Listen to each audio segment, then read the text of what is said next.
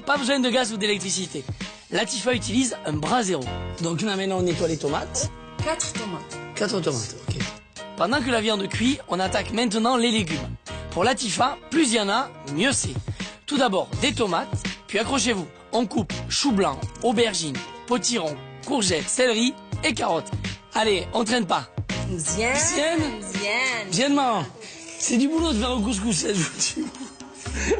Je crois que c'est facile. Tu avais déjà fait un couscous comme ça, Cyril? Le vrai couscous traditionnel, j'ai jamais fait. D'habitude, les femmes cuisinent le couscous ensemble. C'est leur chasse gardée. Aujourd'hui, exceptionnellement, je cuisine avec elles. Mais tout de même, sous la surveillance de la mère, de la belle-mère et de la petite fille. Tout est naturel dans le couscous. En fait, c'est la viande avec l'huile d'olive et l'huile d'arachide et les épices qui vont nous donner le bouillon dans lequel on va rajouter des légumes et après on va le manger avec la semoule. Ah ouais, le bouillon il est gras et tout, on voit, c'est génial. Et maintenant, on va faire quoi? On dort? On prépare la semoule. Pour réussir sa graine de couscous, il faut suivre 3 étapes.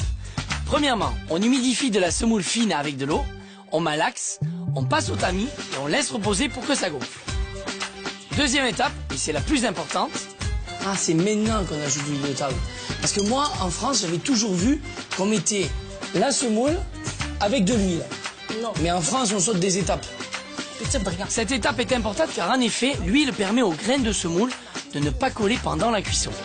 Et ce sera moelleux, ce sera meilleur.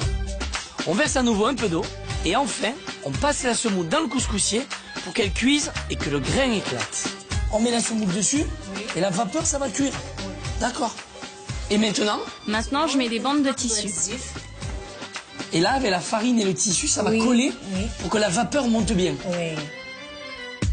Tous les plats marocains, c'est des plats familiaux, mais c'est des plats qui prennent beaucoup de temps à cuisiner, qui ont des arômes exceptionnels, mais alors, il faut vraiment avoir du temps et de la patience.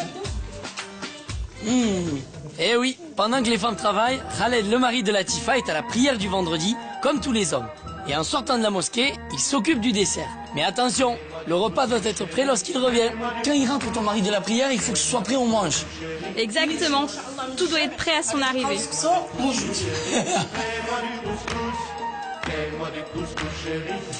Allez, Le couscous c'est prêt.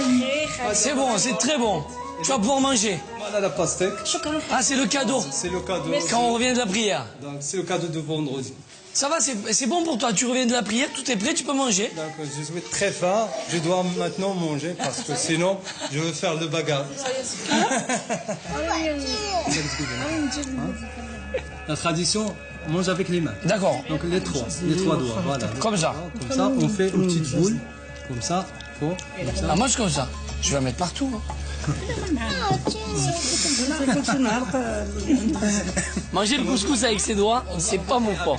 Pourtant, il paraît qu'on savoure doublement. D'abord au toucher, puis en bouche. Question d'habitude.